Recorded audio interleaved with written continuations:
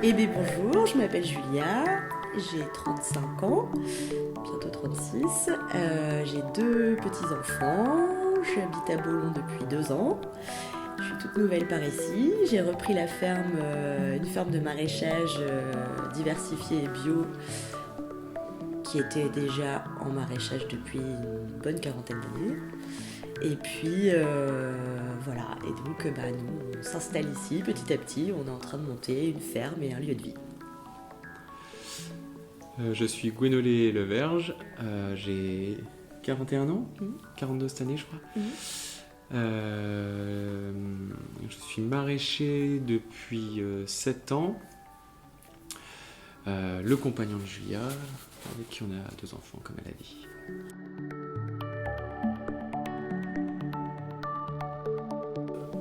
Avant d'être ici, avant de venir occuper cette ferme il y a donc 2 ans, vous étiez déjà ensemble et vous étiez où?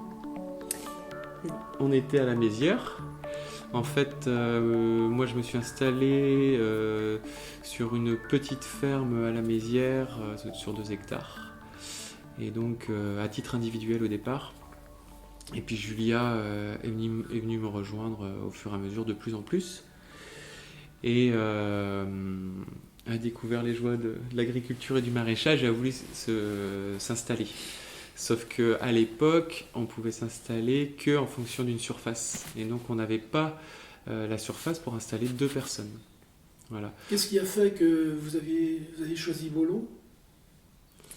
Alors, vas-y, tu peux enchaîner. On connaissait déjà Bernard et Thérèse, qui étaient les anciens propriétaires ici. Et donc Thérèse via son travail dans une institution bio, défense de la bio, et puis Bernard en tant que maraîcher. Bernard en tant que maraîcher avait déjà un petit peu arrêté et nous avait redonné des débouchés. Il distribuait des paniers à Rennes et on avait repris sa place.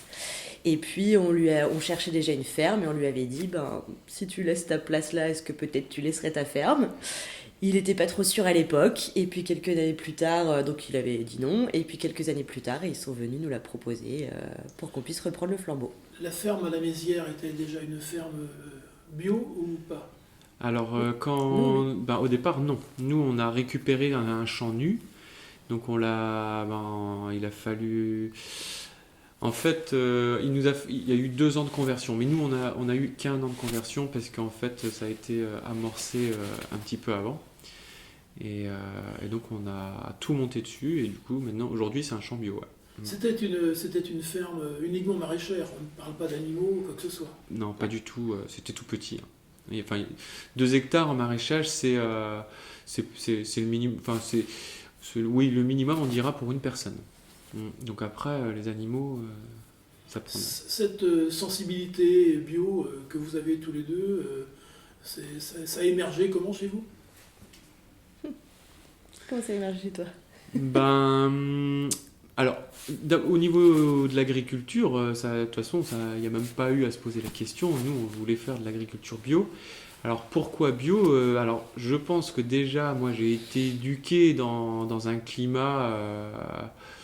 où on mangeait bio, alors pas forcément 100% bio, etc. Mais mes parents étaient sensibilisés à l'alimentation, à la nourriture, etc.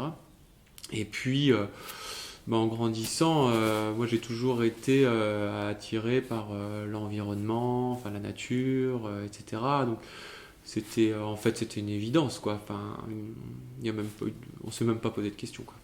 Et toi, Julia? Ouais, l'idée de travailler là-dessus, on travaillait la terre, que ce soit travailler la terre en la préservant et non en l'abîmant, déjà c'était certain. Alors moi j'ai pas grandi vraiment là-dedans, j'ai plutôt grandi avec la purée mousseline, mais par contre je bossais tous les boulots que j'ai eus avant, je travaillais dans le développement local, donc j'étais de toute façon dans cette démarche de travailler sur le local, sur les ressources locales, que ce soit humaines, sociales ou agricoles.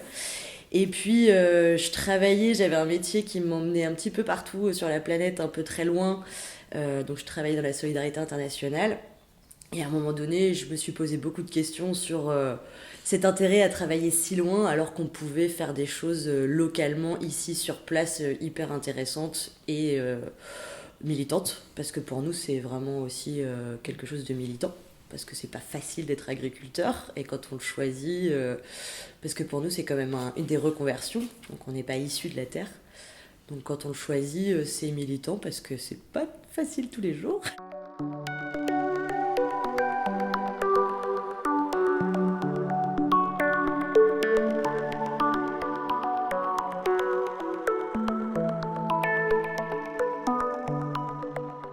Donc moi je suis normande expatriée en Bretagne comme beaucoup. Donc j'ai grandi dans le petit port de Honfleur, qui est assez connu. Maman prof, papa autodidacte. J'ai fait pas mal de choses différentes avant.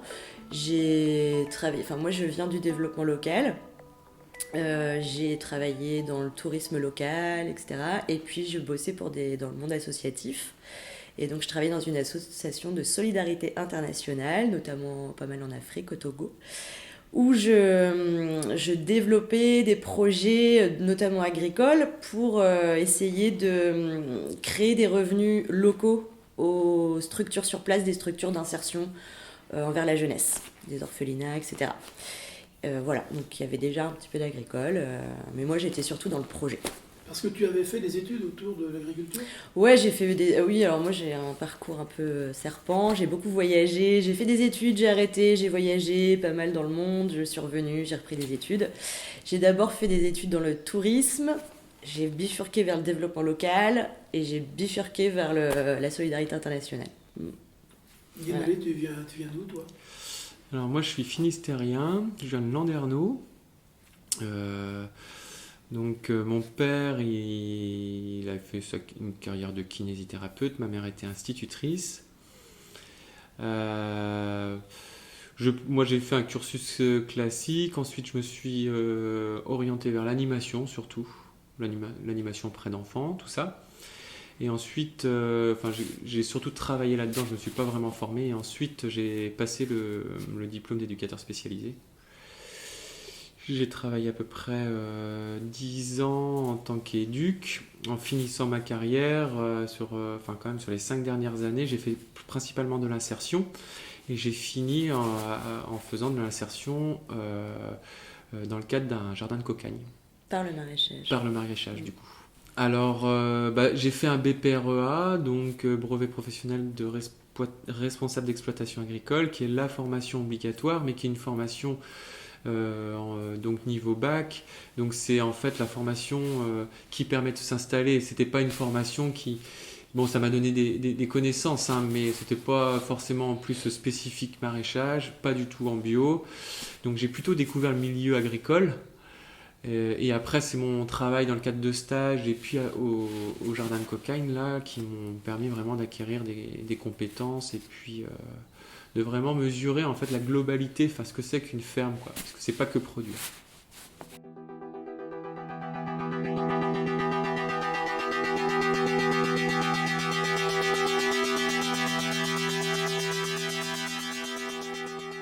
Aujourd'hui, vous êtes arrivé à Bollon, vous êtes installé depuis 2 ans. Ouais. Qu'est-ce qui se passe ici depuis 2 ans ? C'est la galère. C'est la galère. C'est la galère. Non.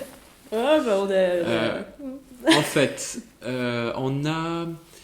on a récupéré une ferme qui a déjà beaucoup vécu et donc du coup les anciens exploitants, bah forcément en fin de carrière ne rénovent pas leur ferme, etc. Donc on s'est quand même retrouvé avec une ferme vieillissante, très vieillissante, quoi, parce qu'au final il a fallu on n'a pas réussi à garder beaucoup de choses, il a fallu qu'on refasse tout.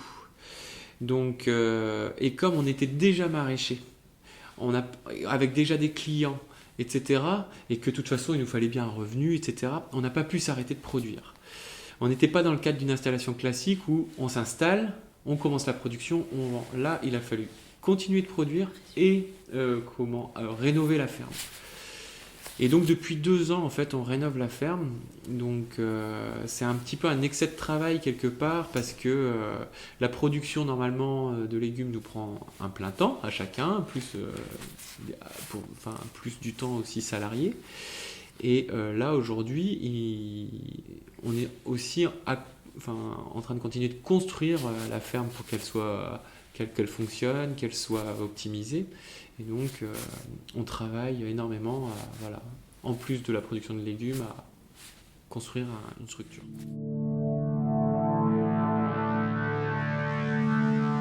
En termes financiers, déjà, il a fallu donc acheter des terres.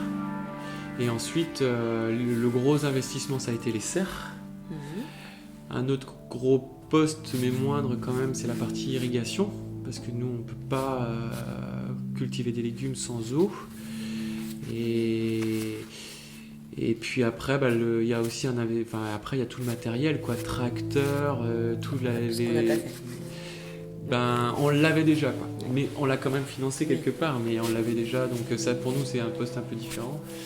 Mais oui, tracteur et puis tous les outils qui vont derrière. Et puis si je peux ajouter, on est arrivé quand même dans une année, on a quand même vécu une année très compliquée l'année dernière, parce que 2019 c'est une sécheresse historique, et nous on n'avait pas d'eau. Donc on n'avait pas d'eau pour pouvoir arroser dès le mois de juin. On a tout arrêté d'arroser dans les serres, dehors, et on a perdu tous nos légumes d'hiver, pratiquement. Donc, et puis on n'a pas produit beaucoup de légumes d'été qu'on n'a pas pu arroser. Donc ça a été quand même un sacré, quand on se lance, c'est pas le moment de se foirer là-dessus. Et puis, alors moi, je suis installée en fruits, normalement. Et j'ai monté un verger de kiwi. Donc le premier verger de kiwi de Bolo. Hein. Et du coup, un verger de kiwi, ça demande beaucoup d'eau. Et puis surtout quand c'est la première année, des arbres ont besoin de s'enraciner et ils n'ont pas été arrosés une seule fois. Parce que ça aussi, ça a été un des gros investissements sur la ferme. Un verger de kiwi qui donnera des fruits que dans plusieurs années. Donc il faut pouvoir avancer cette somme d'argent. Donc voilà, donc on a quand même une année là charnière pour nous. Il n'existait pas de puits et de pompage sur la ferme ici, ça n'existait pas. Un petit forage qui relie la maison. Ouais. Et puis une petite réserve d'eau qui s'est retrouvée à sec très très rapidement l'année dernière, dès le mois de juin.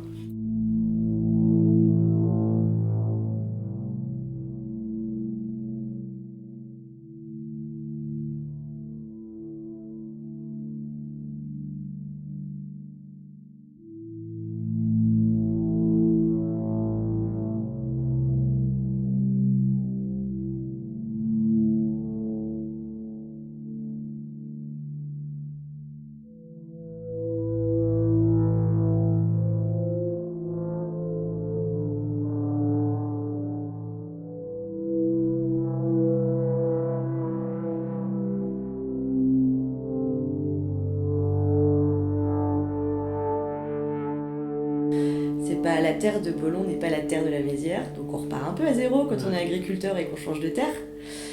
Et voilà, on découvre aussi la terre, on réapprend à cultiver cette terre. Et puis on se rend compte qu'il y a des choses qui fonctionnent mieux que d'autres. On réaménage notre système en fait. On a pensé un projet, mais le projet maintenant il faut le rendre viable en pratiquant ici, quoi. Donc on enlève des choses, on rajoute des choses, on enlève un peu de légumes. On a fait 70 légumes différents l'année dernière, c'était peut-être un peu beaucoup. Voilà, donc on réfléchit un peu aux choses.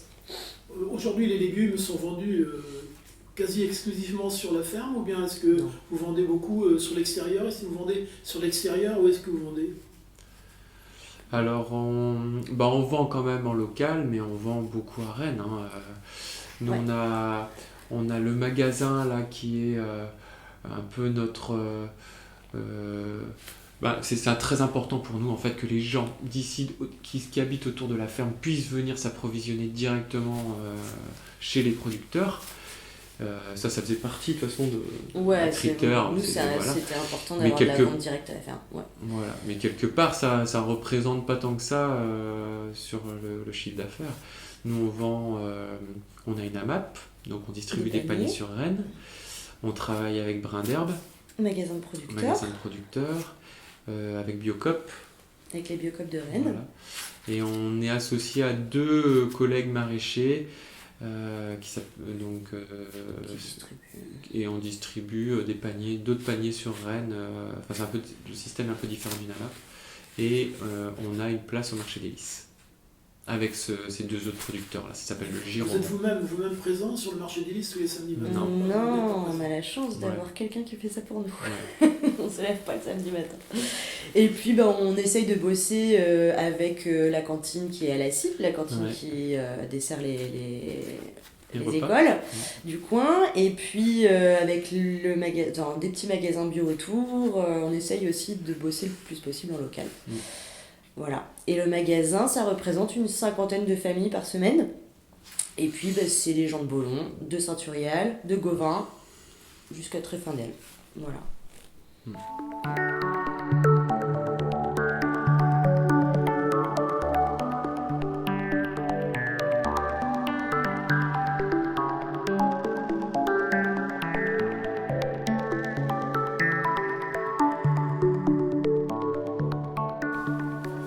Comment est-ce que Julia peut concilier le boulot dans une ferme comme ça, la vie de famille, les enfants?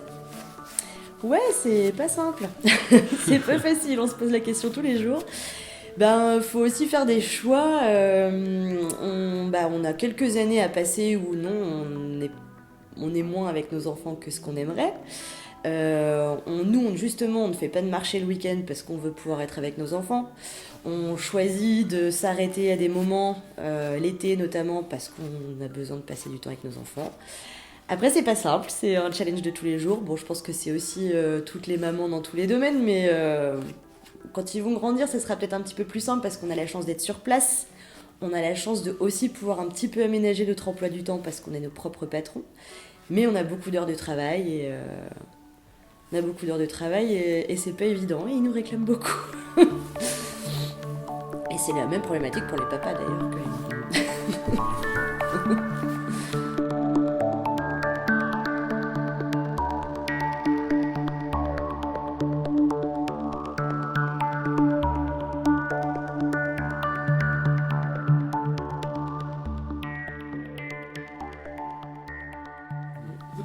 Vous travaillez ici aussi en partenariat avec d'autres professionnels, puisque quand on vient chez vous, on s'aperçoit qu'il y a aussi il y a des œufs, il y a du miel, il y a du pain. Vous pouvez nous en dire quelque chose de tout ça? Au niveau, toi tu pourras peut-être parler plutôt au niveau pro, mais on bosse, on est tout le temps en lien entre collègues. En fait, c'est dans le bio, et je pourrais un peu moins parler du conventionnel ou autre parce que j'y suis pas, mais on travaille énormément entre collègues. Au niveau du magasin aussi, oui, et on a aussi du pain qui est fait ici. On a 2 boulangers différents qui sont là. On a les volailles de Guignan, les œufs de Bréal, la bière de Plélan, les tisanes de la voisine. Si j'ai pas un légume, j'appelle les collègues, on se fait de l'échange de légumes pas mal. L'idée est complètement... Les galettes aussi, enfin voilà, le fromage. Oui, on essaye tous ensemble de travailler ensemble et ça va plus loin, on se fait livrer, on prend des pommes, on est plusieurs à avoir des magasins de producteurs ou à la ferme, on se fait tous livrer les pommes ensemble pour que les pommes arrivent, on se fait tous livrer la bière à un endroit, on va tous chercher nos fruits au même endroit, c'est 1 sur 2 qui y va. On travaille énormément en bonne intelligence, en réseau, pour simplifier la vie, parce que ce que disait Gwen, c'est que le travail de maraîcher, au final, c'est un travail de commerçant, de maraîcher, de comptable, de communication, de secrétaire. Au final, de technicien, un maraîcher, ça fait tous les métiers. Et voilà, il faudrait 300 vies différentes. La mise aux normes, pour un magasin comme celui-ci, je suppose qu'il y a quelque chose qui... Sûrement. Non. Nous, on n'a pas beaucoup de contraintes en termes de mise aux normes parce qu'on on travaille pas des produits laitiers, etc. Un légume, quand il est plus aux normes, entre guillemets, il pourrit, ça se voit tout de suite, on peut pas trop se tromper. Une carotte qui n'est pas pourrie ne pourra jamais être une carotte qui pourrait, donner... Sur les produits frais, tu respectes la chaîne du froid, il y a de la bonne intelligence. Après, on est un magasin à la ferme. On reste simple. Il n'y a pas de contraintes particulières. Il y en a au moins une, c'est-à-dire que tout ce qui est légumes, feuilles doivent, si on les arrose, doivent être lavés avec de l'eau potable. Voilà. Et la chaîne du froid sur les produits frais. Pour le magasin. Oui, mais nous, on n'a pas de produits frais en tant que tel, en tant que maraîcher. Oui, mais au niveau du magasin. Ah oui, au niveau Ouais. du magasin, Mm. oui. Ouais. Et, mais après, non, il n'y a pas de... c'est pas parce qu'on est en bio qu'il faut pas laver les produits, etc. hein. Ça reste, ça a été cultivé dans la terre, même si elle est bio aussi. Bon, voilà, il faut éviter de manger de la terre.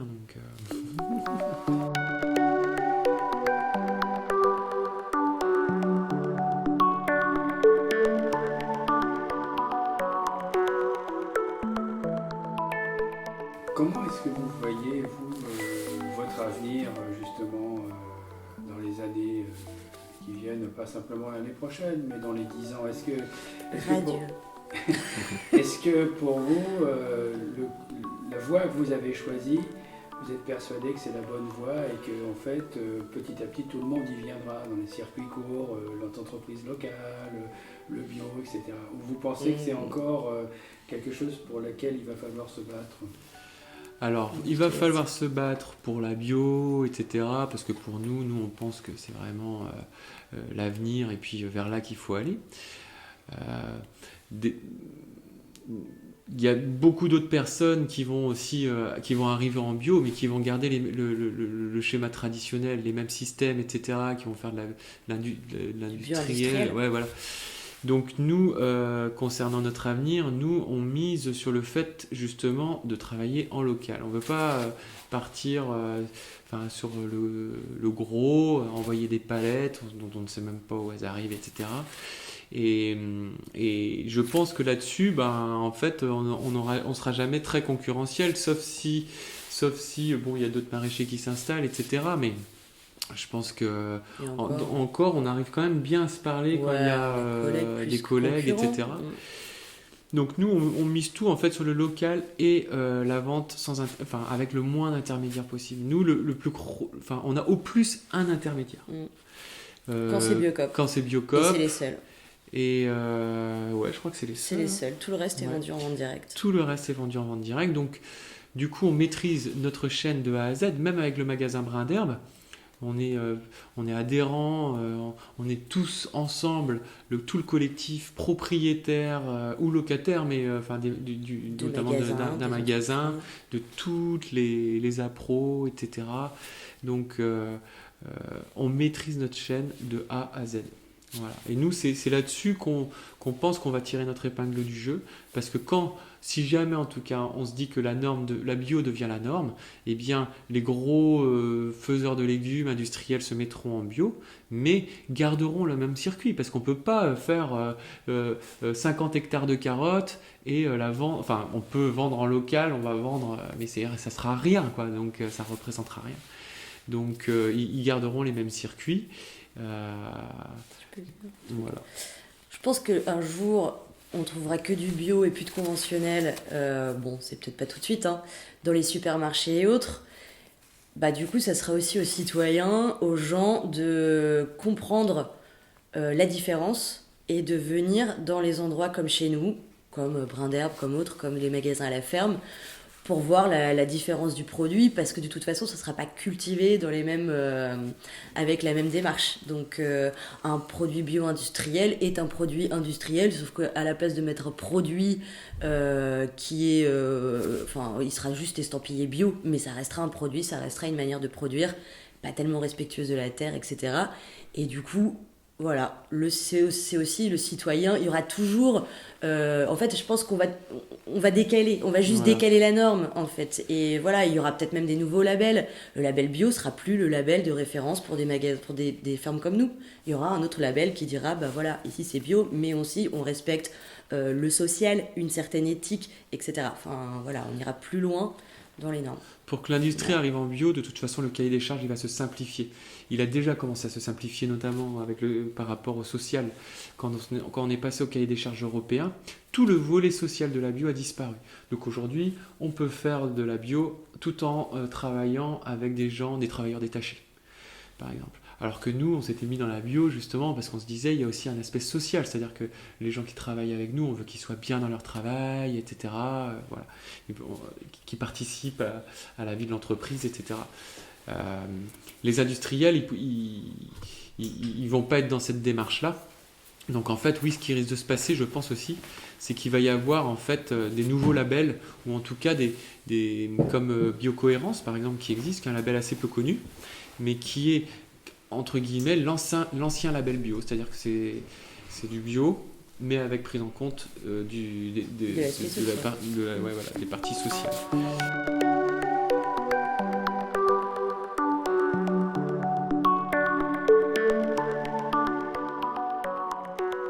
Vous travaillez tous les deux simplement? Vous avez des salariés aussi dans votre exploitation?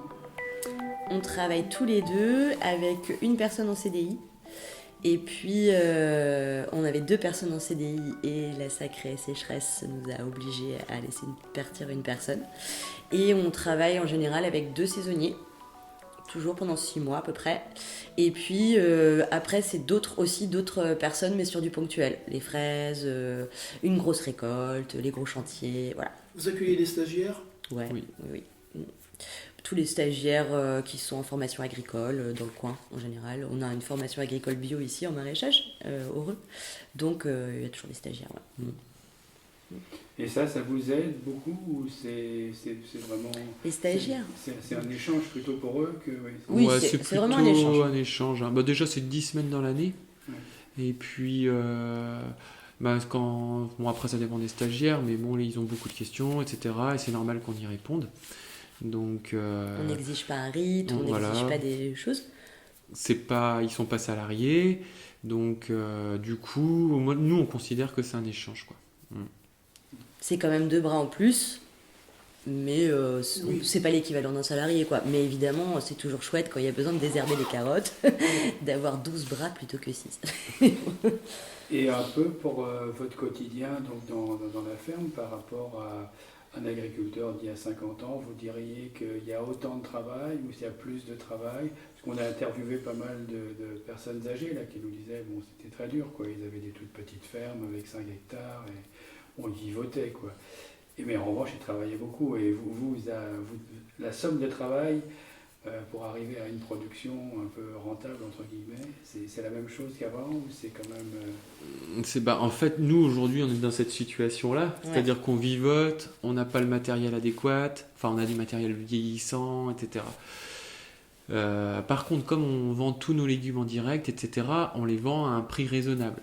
Donc, on espère quand même pouvoir, chaque année, par exemple, acheter une nouvelle machine qui va nous permettre de nous simplifier le ramassage de pommes de terre, voilà, ou pouvoir avoir la capacité d'embaucher une personne en plus sur un temps donné pour qu'on puisse nous aussi peut-être travailler un petit peu moins, ou voilà. On n'est pas dans l'idée du tout de grossir, nous justement, on est dans l'idée de stabiliser. Donc en fait, c'est la rentabilité et l'efficacité de notre entreprise qui va nous permettre, on espère, de se mécaniser un petit peu plus, d'être plus efficace, plus technique, et puis du coup être plus rentable. Et nous, on aimerait bien travailler aux 35 heures, par exemple. On n'y arrivera jamais. Puis c'est pas, on s'en fout en fait. On s'en fout. 35 heures, mais pas 70. Quoi. Voilà, c'est ça. Bon, c'est qu'il faut trouver l'équilibre. On est quand même aussi dans la société des loisirs. Hein. Mais quand même, je pense pas qu'on puisse dire que la vie est aussi dure qu'une petite ferme agricole ici à 50 ans. On peut pas dire ça. Moi, j'en suis persuadé. J'en suis persuadé aujourd'hui, mais c'est parce que c'est pas les week-ends, bon tu vois c'est quand même pas, on a des vacances, mais après faut pas choisir ce métier-là pour, on choisit aussi ce métier en connaissance de cause et puis c'est ce qu'on aime, donc voilà, moi moi j'aime bien en chier une journée et avoir fini, physiquement tout ça, on aime ça aussi, sinon on ferait pas ça. Non, c'était parce qu'on était dans le cadre d'une installation qu'on est en difficulté par rapport au temps de travail, la fatigue, etc. Mais normalement, d'ici 2 ans, il n'y a pas de raison qu'on soit sur un système à peu près équilibré et chaque année devrait nous apporter un petit peu plus. De confort et d'épanouissement. De confort.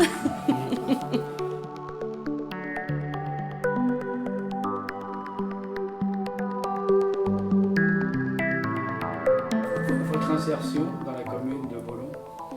Comment les gens vous perçoivent? Apparemment, moi je vois Julia souvent à la médiathèque. Nous, on trouve qu'on a été très bien accueillis. Après, sur la commune de Beaulon en tant que telle, je sais pas. Enfin, tu vois, bon, on avait été voir le maire. Bon, on a eu la chance de rencontrer Sophie Perceuet qui est juste à côté, qui nous a vraiment bien accueillis, qui nous a beaucoup aidés, parce qu'elle est déjà en place depuis pas mal de temps. Elle a du matériel. Les bons voisins. On a voilà, eux, Super. c'est sans doute eux qui nous ont vraiment beaucoup aidés et qui nous ont aussi permis de rencontrer un peu de monde. Ouais. Bon, après il y a l'école, la rencontre. Ouais. Et puis, moi, je serais plus positif que toi. Enfin, je suis positif. Ouais. Après, on connaît pas non plus énormément de monde. Mais après, j'ai à peut-être Beaulon. un peu plus le rôle social que toi, Ouais. via le magasin à la Ouais, ferme, ouais. aussi Oui, c'est via vrai. les enfants, Ouais. etc. Moi, je trouve ça super. En fait, on vient d'une commune qui était vraiment cité dortoir par rapport à Rennes, très près de Rennes, donc voilà. Où c'était quand même un public très citadin, etc., très urbain, et on est arrivé ici, et moi j'ai vu une différence énorme au magasin. Bon, en plus, le magasin, c'est les 50 mêmes familles toutes les semaines, donc bon, je suis un petit peu bavarde, donc on se rencontre, on se connaît, et moi je trouve ça, voilà, tout le monde était là à nous proposer des coups de main, on a eu un super accueil, vraiment. On a planté des kiwis, on était une trentaine le matin, une trentaine l'après-midi, à venir nous aider pour ce chantier-là. On a inauguré la ferme un mois de septembre, on a eu à peu près 500 personnes à venir sur la ferme. Enfin voilà, c'est chouette. Même, je parlais des autres producteurs, mais les autres producteurs du coin, tout de suite, on s'est vachement entendus, mis en place, on se voit tous, on s'entraide tous. Puis c'est autant des copains que des collègues. On a les voisins, on a via l'école, etc. Enfin si, moi je trouve qu'il y a vraiment une convivialité qui est liée, moi je dirais un peu à la ruralité et au fait qu'on soit assez éloigné de Rennes pour qu'une vraie vie se reforme. Mais moi je trouve génial quoi. Enfin moi je le trouve super. À Maxent, le club nature, génial. Enfin il y a plein de petites choses super ici. Il y a plein de choses à faire. C'est vraiment. Et puis cet endroit avait un passé. Cet endroit a un passé, fallait relever le challenge en plus, c'est pas évident. Parce que quand on est arrivé là, on a bien vu qu'il y avait un passé, une vie locale importante. Thérèse et Bernard, il y a eu des choses ici, les gens ont tous leurs anecdotes sur le chantier qu'ils ont fait ici, ce qui s'est passé ici. Donc oui, il fallait aussi un petit peu relever ça. Bon après, je sais pas si c'est relevé ou pas relevé, mais bon, nous on est contents de C'est la proposer. vie, oui, Ouais, c'est mais la nous on est super contents. Enfin moi j'aime beaucoup ce moment du jeudi soir où moi c'est mon moment social de la ferme en fait. C'est mon moment que j'aime bien parce que je rencontre les gens, je suis directement avec eux, puis on pose quoi.